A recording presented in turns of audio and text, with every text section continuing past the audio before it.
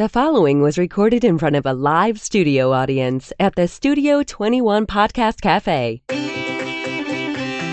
Welcome to this episode of Pit Life BBQ. Gather round the pit with your hosts, Johnny Maggs and Greg the Barbecue Broker DiGiorgio. Let's talk barbecue.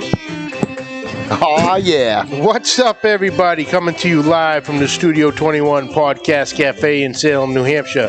It's Pit Life BBQ Podcast, where we talk everything barbecue and a lot of other topics that you normally talk around the pit. As always, I'm joined by the Barbecue Broker. Yes, you are. What's up, brother? What's up, dude? Same old, same old. How was your Memorial Day weekend? Oh, fantastic. Yeah? Fantastic. Yep. You smoked your first chuck, I think?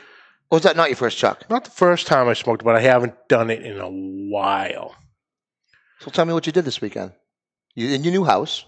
I moved. With that sick view through the woods to the lake. You like that shit, don't you? Oh, man. I can't even. Every time you go.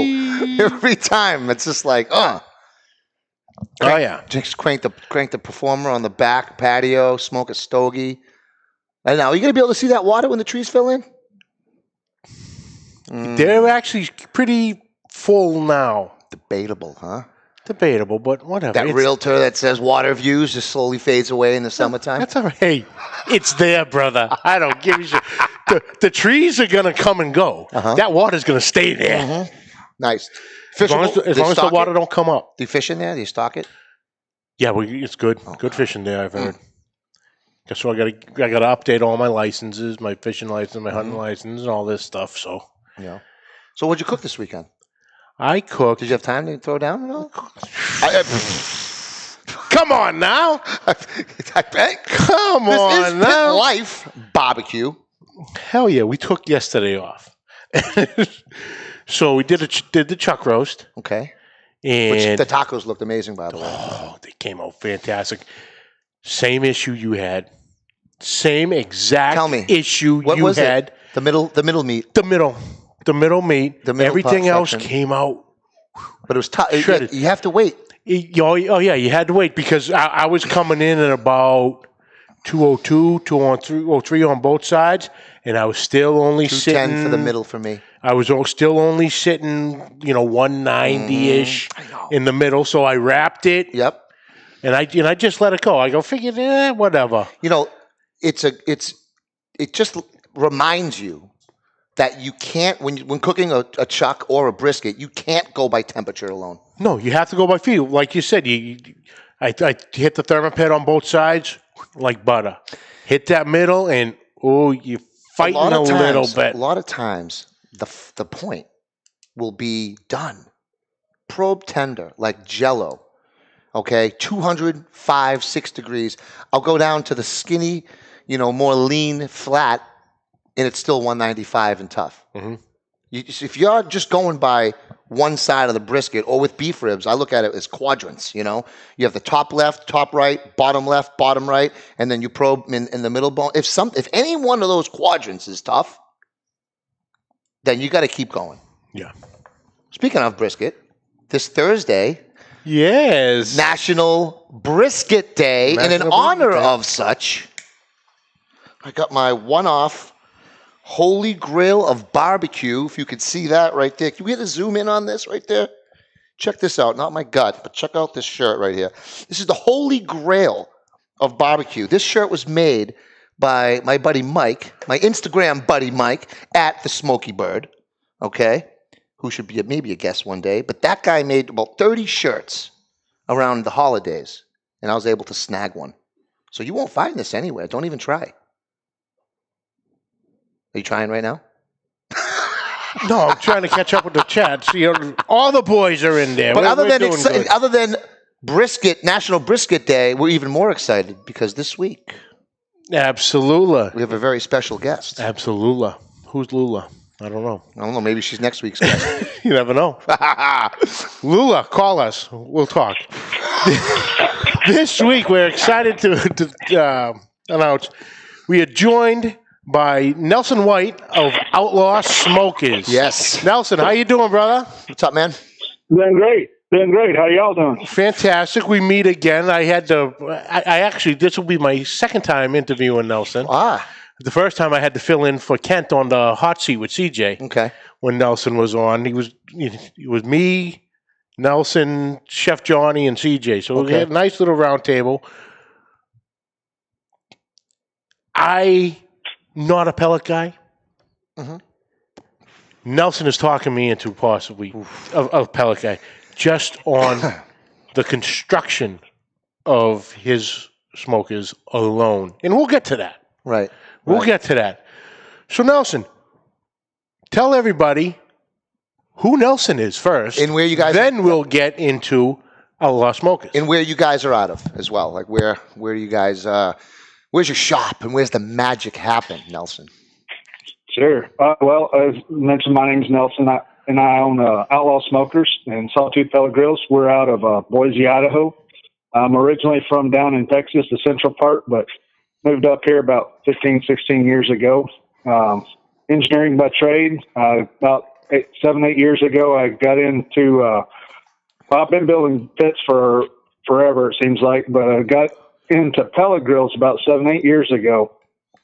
And it's been an interesting switch for me. I never thought that I would be a pellet guy myself, but after a while, you like sleeping through the night. And funny how that one always comes up. It's the sleep factor. It gets you all the time. It does. Well, and I wanted, and since I was involved in it directly, I was able to work around some of the design issues that keep a pellet grill from tasting like a stick burner.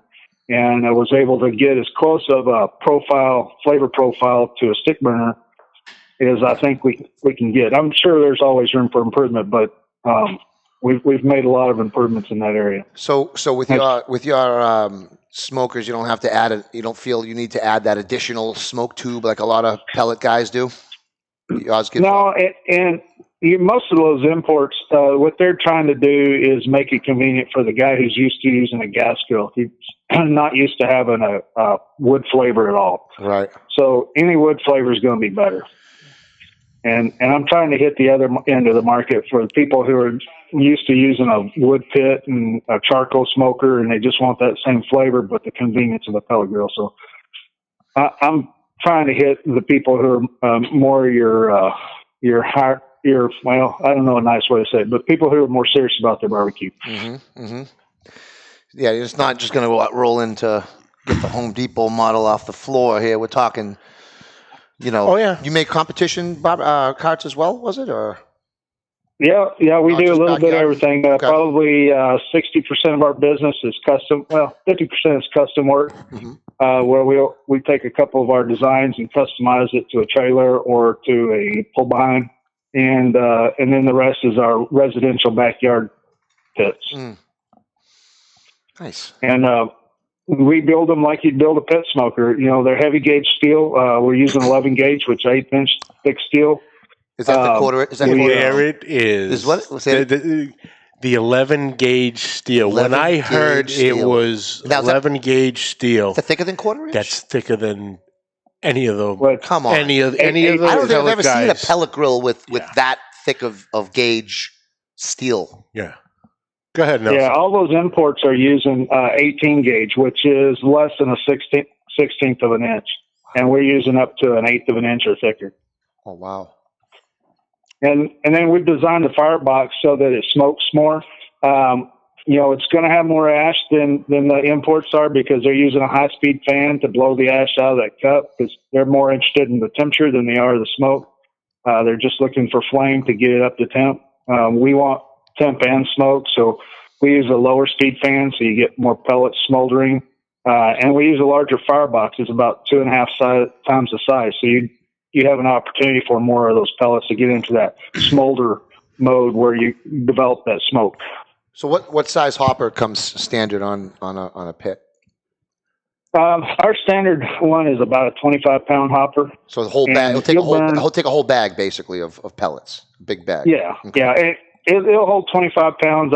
I'd say 20 is usable because the last 5 pounds, they kind of get hung up on the sidewalls, whatnot. But It'll take a full bag, and it'll burn. It only burns about a pound an hour on a 90-degree day. At 225, you're probably going to be between 3/4 and a pound an hour. So it's pretty efficient. That is pretty efficient, actually. Now you had come up with a different hopper system to cut down on like clogs. The auger system. The auger system. I'm sorry. For the auger, yeah. Tell us about that. Yeah, well, I mean, it's just a simple change. I mean, it's not part of the rocket science, but it does make a huge difference in your day-to-day use. You know, our auger is only about 6 to 8 inches long, depending on which model you get, and it feeds in. We drop our fireboxes on the side of the grill instead of in the center, and then we use our fan to work as a convection effect, so it keeps the rest of the grill. And using fire shields and drip tray, we're able to hold the temperature within 5 degrees. But yeah, that auger, we use a solid steel shaft down the center of the auger, and it's a 10 gauge or 12 gauge flighting, so it's not going to jam up. It's not going to twist on itself like the longer ones. They'll start to get in on and bind up on themselves. No kidding. So and does that so you're in Idaho now, it snows, right? And you're coming from Texas where it didn't. So even in the cold New England, say, or Idaho winters, you don't find nothing freezes up with your hopper or your auger system. Like I know some of them can freeze up. I've heard some stories or jammed up or. So the other thing we use is we use a geared motor instead of a direct drive, and this gives us more torque. So the geared motor is going to torque it through any kind of resistance. The only thing we found that'll stop our motor is wet pellets. If the water, because those things will expand to 10x size, and they'll just seal it up. Right. But the advantage on our short auger, it's easy to clean out. You're not having to, manhandle that thing to dig out that big old 24-inch auger. It's just all exposed basically, so you can get in there and chip it out. Nice. So we're going to go back into history. What made you start building pits? Well, it wasn't ever really a conscious decision, I guess. We grew up in Texas, so you just built your own smoke back then, and you always did. And then, going through school, doing the FFA and ag mechanics, and so you had to do a shop class and you had to do welding, so you may as well build a barbecue pit. And then of course those you build them down in Texas, we build them out of oil fill pipes. So really you only have to build one and you're pretty done. It's going to last you forever. That's awesome. And you and when you moved, now would you into pellets when you were in Texas, or was that something that kind of rose up, when you moved? It wasn't a lack of wood supply, maybe. This is one of the $1 million questions, right? I gotta know. Was it lack of wood? Was it just lack of sleep? Was it lack of anything? Was it just desire? I will say that it's easier to find wood back home, and it's been real hard to get my family or everybody back home converted over to pellets, because they're like, well, I just go out back and get oak or pecan or. It's all available, but now people are kind of going, I'd like to sleep more. So, have you ever been to Idaho? You could see Idaho. No, you could see from Boston to Lowell without a tree. That was a city, couple cities here. You could see for miles. Okay, so there is no wood. I don't know. I haven't seen. I never saw a tree when I drove through Idaho. You must have been on 84, because if you go a little further north, it's all forest. But it is all pine and fir. Oh, it's softwood. Softwood? Yeah, you can't be using that. So did you have like an inner struggle of, being a classic stick burner barbecue guy, and then I am about to embark in building a line of pellet cookers? And did you use pellet cooker? Two-part question. Did you use a pellet smoker prior that you were like, hey, I could get into this? Or was it just kind of an epiphany? It was weird. About 2 years before I got involved with it, there's a realtor guy here in town, and, during that bad real estate bust that we had back in 03 to 06, this guy got the bright idea. Traeger was started right up the road in Oregon, and he thought, well, I'll build a pellet grill, right? He didn't really understand the manufacturing or engineering, but it was a good idea. And a buddy of mine was telling me about it, and I'm like, man, that just don't sound like it's going to work.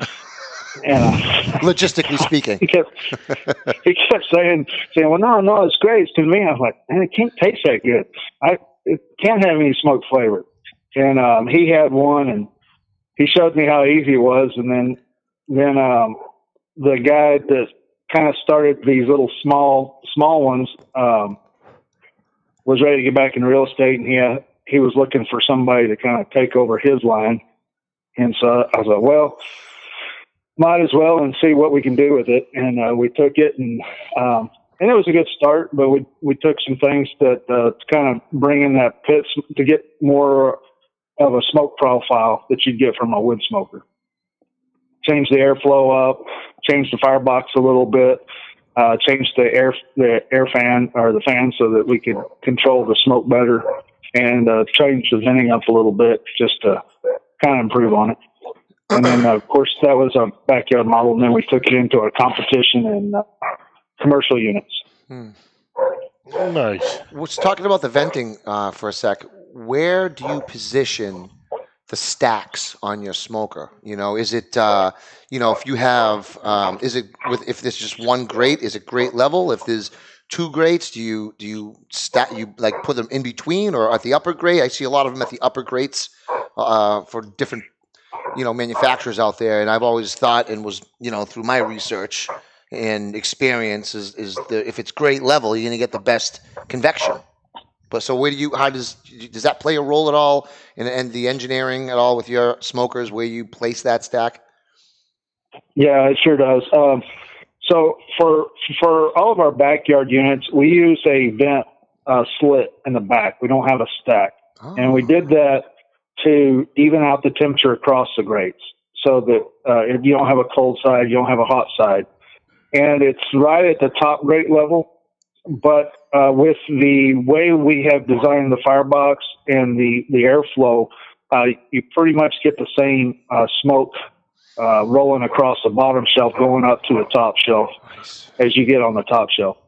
Now, I cook a lot of my briskets on the top shelf just because it's a little further away from the flame. But other than that, you won't notice a smoke difference really between the top and bottom shelf. And being a true Texan, you probably go fat side up, I would assume, because that's why you're going second shelf, because you don't want to char the bottom at all. Correct? That's right. And I am a fat side up kind of guy. You got to go fat, and I always have been a fat cap up type of guy. And I just have a small, Brinkman offset. It's decent, but you got to keep it. I get the plate, the bottom kind of the heat, the diffuser plate, but I was charring a little bit of the underneath, and so I did my first fat side down not too long ago, and I'll tell you right now, I wasn't mad. You do realize you might be starting a war here. I'm just saying, if I'm going to smoke, like do an event where I'm throwing 10 briskets on, a reverse flow or whatever that we rented or get from these different people that lend us their smokers and stuff. I always go fat side up. But I went fat side down. Man, it was. I'll tell you, I love the way the bark forms way better on the fat cap than I do on the underside of the if you go with the flat up, But once you wrap it and then it sits for a while, it comes out. I mean, it was pretty darn juicy. I'm not saying go against the grain here. Keep your fat side up. But I wasn't disappointed, and neither was the crew eating it. It was good. And there it is. Chef Johnny, hey, I'm a Texan cooking fat down. Oh, and I have to, I can't say one person's right and fat side up is right, fat side down is right. What I have found is depending on what I'm cooking it on. Now, depending on what piece of equipment I'm cooking it on, I like to keep the fat side and the thickest part of the meat up and towards the fire. Up towards the fire. Right. Yes. Always. So if I'm coming like a barrel smoker, Fire's coming up. I'm putting fat side down. You got to, because there's no protection. To protect the meat itself. Ugly drum smoker, make your brisket ugly as. Mm-hmm. Do you know what I'm saying?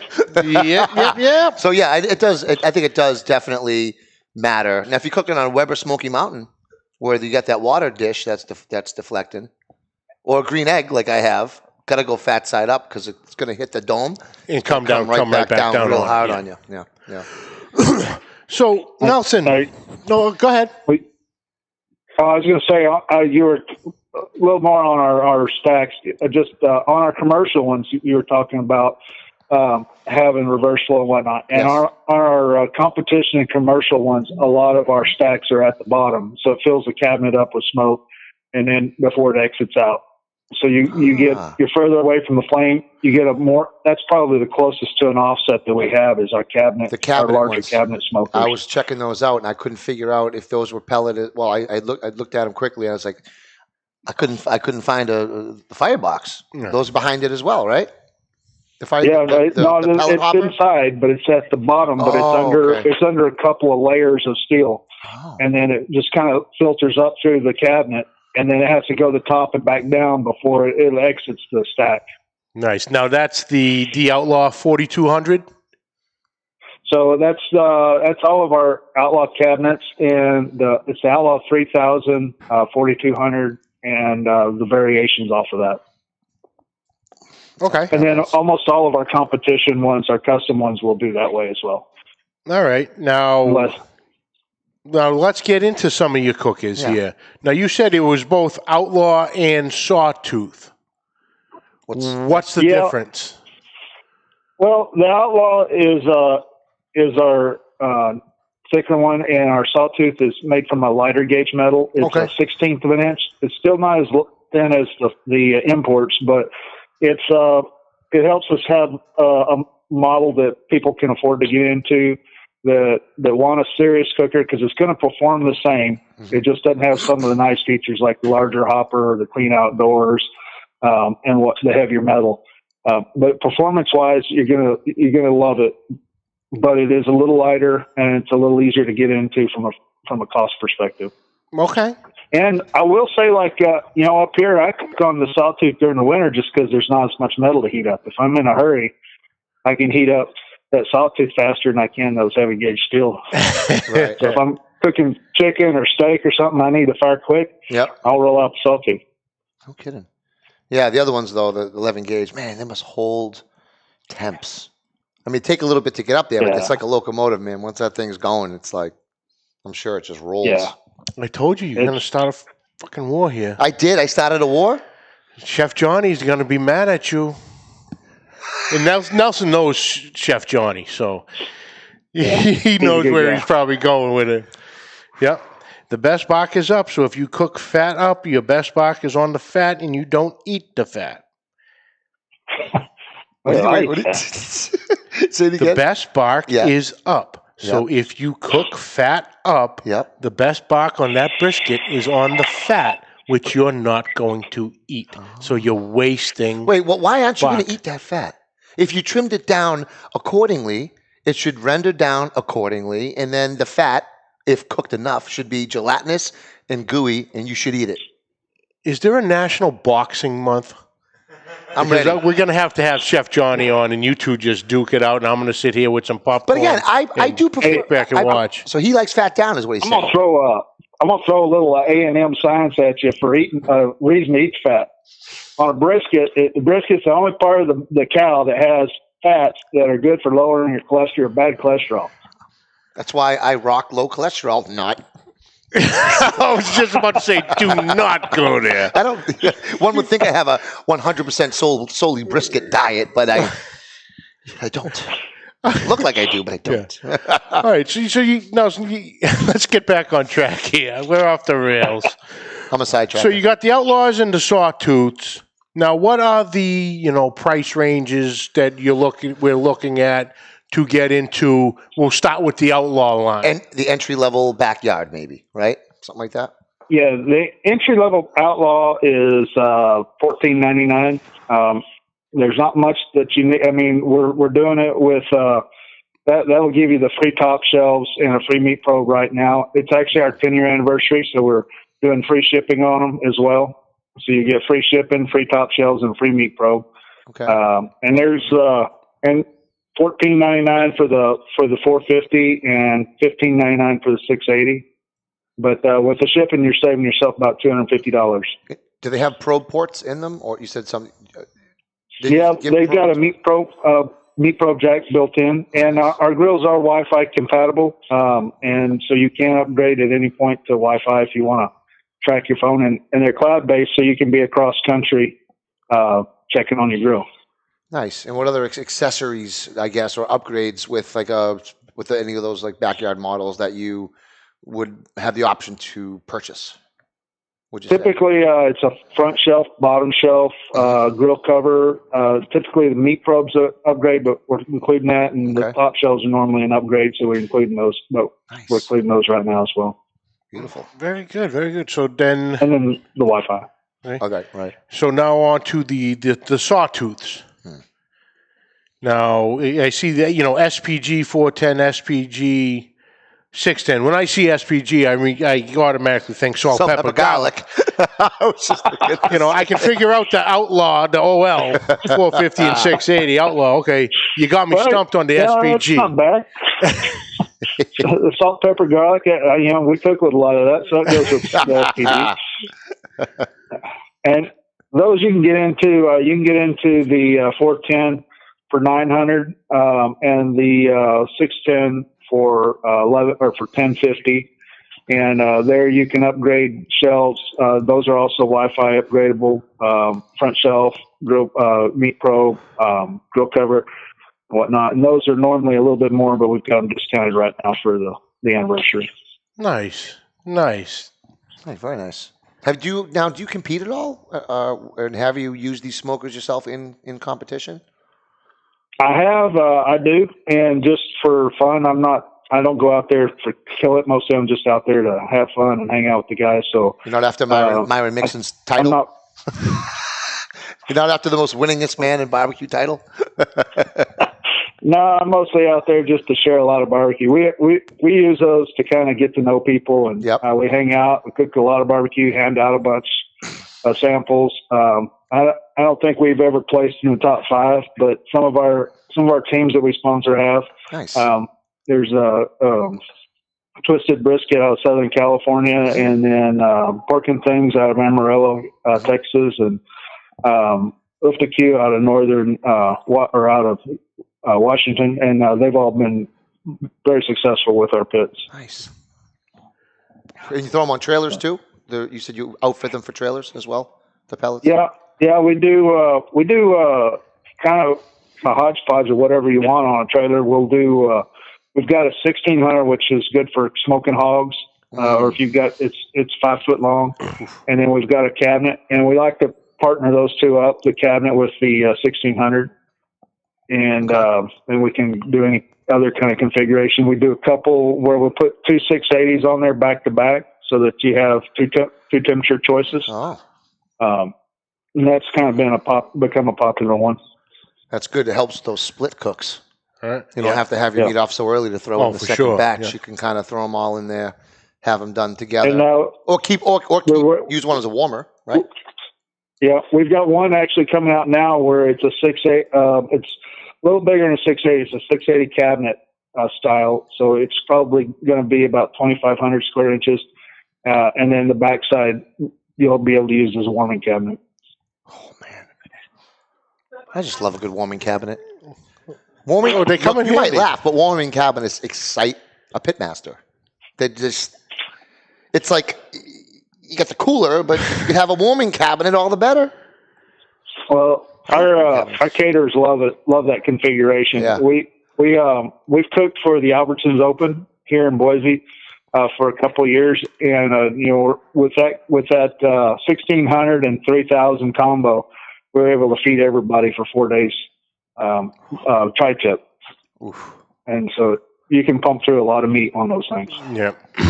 Now, here's the pick your favorite child question. Out of all the cookers you produce, If, Nelson, you were to pick just one of them, what would it be? One to quarantine with. One to quarantine with of all your lines of smokers, which one will it be? Just one. All around. Well, if size isn't an issue, I'll take the Outlaw 3000. It's just a great all-around smoker. I mean, and if I had to pick, if I was limited on size, I'd probably take that small cabinet, the Outlaw 2000 or 2500, I think it is. The little guy. But the cabinets, they're not great for grilling, but they are great smokers. Mm. Nice. Now, you also, and here's where we're talking Bach and brisket and all this stuff. You do have a line of rubs. Ooh. Yes, you do. Oh, yeah. Yeah, we've got just a general all-purpose, we call it our trail dust. It gets on everything because it's good on everything. Mm-hmm. And it was originally just our brisket rub, but everybody kept putting it on everything. So we've kind of taken the brisket label off of it, and because people are loving it on their chicken, their ribs, and everything. And then we've got a sweeter rub, kind of our take on a Memphis dust for pork butts and ribs. But there again, people are cheating and putting it on chicken. So we have a guy down in South Texas that buys just that rub just for his chicken competition because he's been winning with that rub for his chicken. Now, is that the copper ore? That's the copper ore, yes, sir. We tried to stick with the outlaw theme on our names here. Yeah. Well, you also have a citrus dust, I believe, right?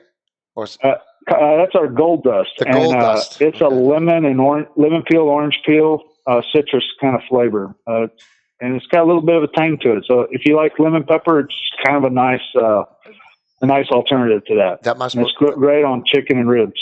I was just say, yeah, poultry. It sounds good on poultry or pork tree in this situation. Throw that on some chops, cut chops. Come on now. Oh, pork chops, yeah, it's pork great. Tree rub. And I know we're all smokers here, but if you like to fry fish, mix that in with your cornmeal before you bread your fish. Oh, there you and bread your fish with that in there. Fishing out of your back and then fry it.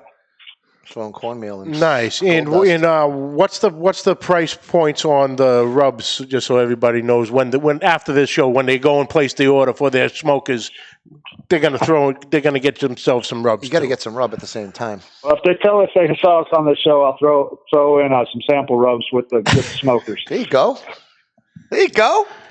All right, someone needs to buy a pit.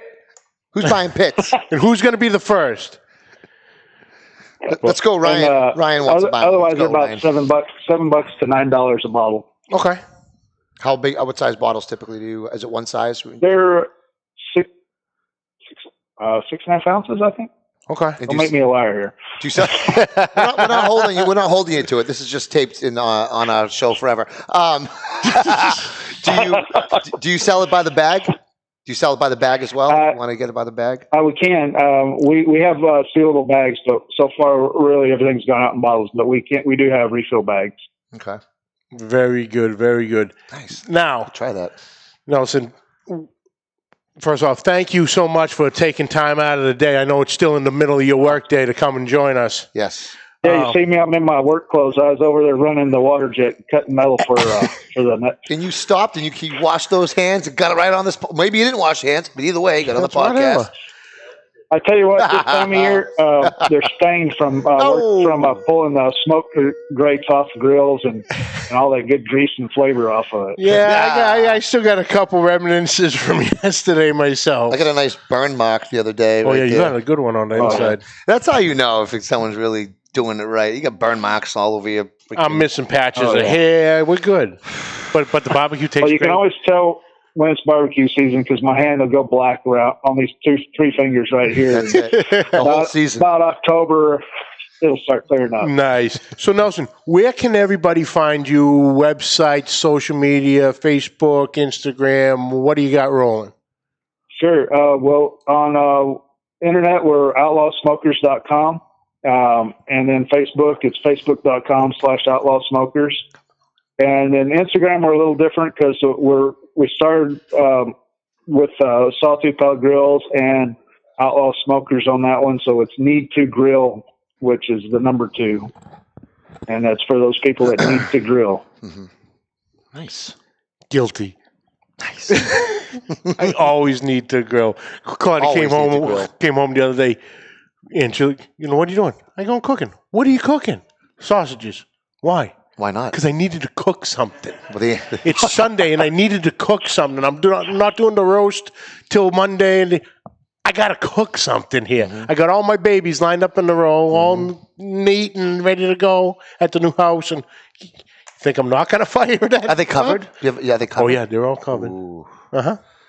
Wish I had it. Just got to pick up the cover for the Blackstone the other day. Oof. Yesterday. Gotta get myself one of those. Damn. Oh, yeah. We'll talk about that. We'll do a whole episode on that bad boy. Man. But, Nelson, thank you so much. It was a pleasure talking to you again. Thank you, Nelson.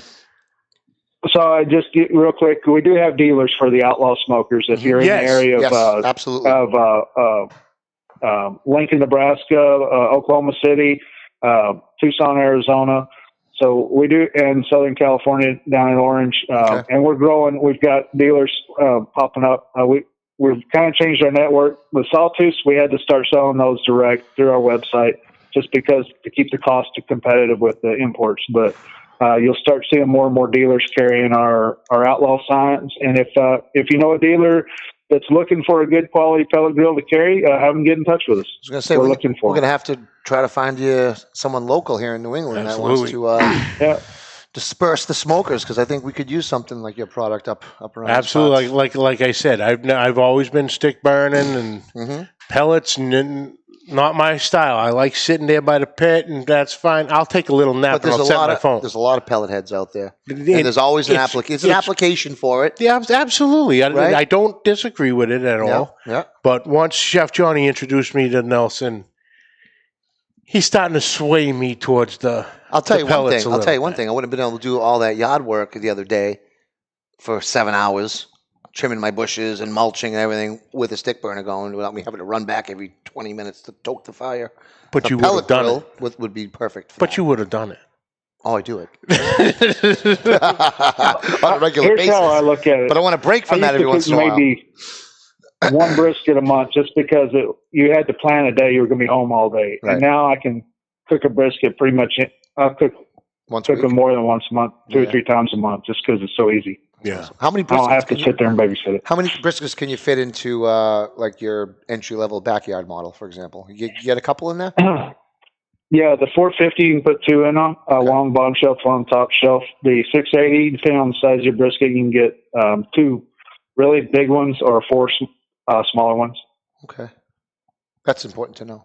Well, especially with National Brisket Day just around I know, the you're corner. all excited. National Brisket Day. You're all excited. We're going to get a jingle for that. I'm just telling you.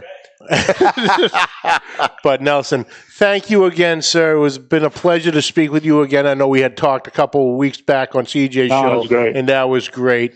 But thank you for taking time out of your day. Thanks, Nelson, to join us on there, and hopefully, it's a great product, and people need to know about it. For Absolutely, sure.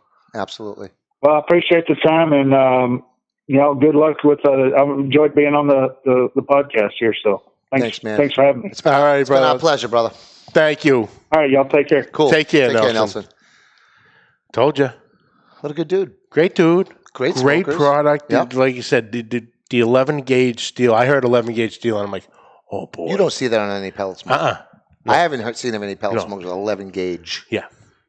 So it's a real deal piece of machinery for sure. Sounds like it's high end, top shelf pellet smokers. Yep. For only the serious. Yep. Because some of them came out of the gate running, and then they faded off a little bit here and there, and the quality went down, and not naming names. Right. There you go. Just saying. It just happens when you go big box store. That's exactly, and that's what exactly happened. Just go down. They were the number one pellet cooker on the planet. Then they got too big for the britches, and then kind of what happened. I hate to say, quality went down. And I'm not speaking because I'm biased or anything. Look at the reviews. Do the research. You see more problems with the newer, whatever you want to call it, generation of them than the originals. Right. That's what happens. Because they got popular and they needed the demand went up, so they needed to keep up with the supply. It happened with Oak Joe too. Yep. Once they kind of sold out to the, big box stores, then next thing you know, the guys started Horizon. They used to own Oak Joe. Yeah. And now make again, quality product. Yeah. But you know what I want to talk about real quick before looks like we're wrapping up. Oh, I know what we're going to talk about. Oh, what is that? What do you got going on this week there, my friend? I'm a little busy myself Starts this with an weekend. R. Rhymes with breast. Ooh. Riverfest. We got Riverfest 2020 coming. Virtual Riverfest. C-Mac. Here we come, C-Mac. baby. Greg, you had him at breast. I had him at breast. Did I throw you off with the breast comment? No. Riverfest. But I'm going over breast. Never mind. We're keeping this family friendly. All I know. Oh, now we're today, teetering on now. We're trying to keep it on PG. Oh, today it's family friendly. But last week it wasn't. Come on. It varies from week to week. When Phil comes on, maybe not so family friendly. Oh, hell no. Hell no. Because there's a lot of fuckery going on. There's a lot of fuckery. See? All right, there we go. We're officially back to the R rating. We're good. I jumped on his podcast, his live one last night. He was doing that He was doing the shrimp, yeah. And I commented, and his wife said, "Oh, Greg's on," and he goes, he definitely likes when I do those camera changes, and he looked to the right to his other camera. Gave me a shout out. We got Riverfest coming, virtual Riverfest. So excited. Jump into that. Yep. Check it out at C-Max Riverfest on Facebook. And, it's advertised on our page, advertised on New England Pitmasters, and a whole bunch of the other groups. Page, the Blackstone Boys. And starting Friday night, obviously, we have a huge 20-pounder brisket that we're throwing on. And we're going to try to do some clips throughout the night. Yep. Throw them on the Riverfest page. And I have the 1 to 2 slot with Chris and Kevin. You have the I got the 4 to 5? 4 to 5. Oh, shit. I think it's Do I have 4 to 5 or 5 to 6? I think I'm 4 to 5. Yeah. I think Matt Hussey is 5 to 6. And I think CJ is at 6 o'clock. Yep. But either way, it's going to be a good time. Now, supposed to thunderstorm on Saturday. That's all right. Get those pop-ups going. Wear those rubber shoes. Please. But yeah, hop on there, share your cooks. There's going to be a lot of good names. A lot of people. Messy Mike's going to be on there. Yep. Bunch of other guys, and it's going to be a great time. I'm psyched. I can't wait. Get some sleep on Thursday night because you're going to need it. Oh, for sure. What are you cooking on? What are you going to be doing? I told you last week I'm doing Texas style enchiladas. I forget things. What is Texas style enchiladas? Okay, I'll accept that. That's it. Good. Save me some. Oh, I will. Well, that's it for this week, folks. We'd like to thank you all for joining us. Catch the audio wherever podcasts are found. Catch the video on Facebook and YouTube. On YouTube, hit that subscribe button and notification bell. You'll be notified every time a new episode pops up, and you'll have our entire catalog of shows right there at your fingertips. Yep. On social media, you can find us on Facebook, YouTube, Instagram at Pit Life BBQ. Also, you can find New England Pitmaster. New England Pitmasters. Yep, we're on Facebook. The Barbecue Broker. Yep, Facebook /groups /New England Pitmasters. And then on Instagram, New England Pitmasters. And my Instagram, which is _Barbecue Broker. The Barbecue Broker. Check out my cooks. Johnny HD Instagram and... Yep. No, Johnny HD 77 Instagram and Johnny Mag's Barbecue on YouTube. Which, by the way, is getting some traction. We're getting some traction. I feel like Brother Alton, the Dogfather. Yeah. He has gone ballistic. I think he just hit 10,000 He was averaging, the past 3 weeks, he's averaging, the last weekend he was, like Thursday, Friday, Saturday, he was averaging 500 subscribers a day. Wow. He jumped from like 3,000 to 10,000 in the past 3 weeks. Unbelievable. Probably because it was on our podcast. No, just saying. It might have something to do with that. I want to think that that's what it is. I'm going to think that's what it is. We'll bring it up in the next chat. Awesome. But listen, folks, enjoy the week. Until next week. Love you guys. Keep the smoke rolling.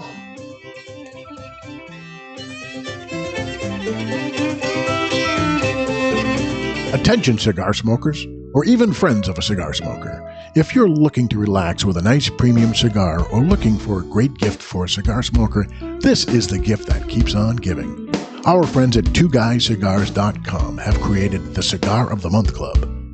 For just $24.99 per month, you or your friend will receive 4 different premium handmade cigars every month, and shipping and handling is included.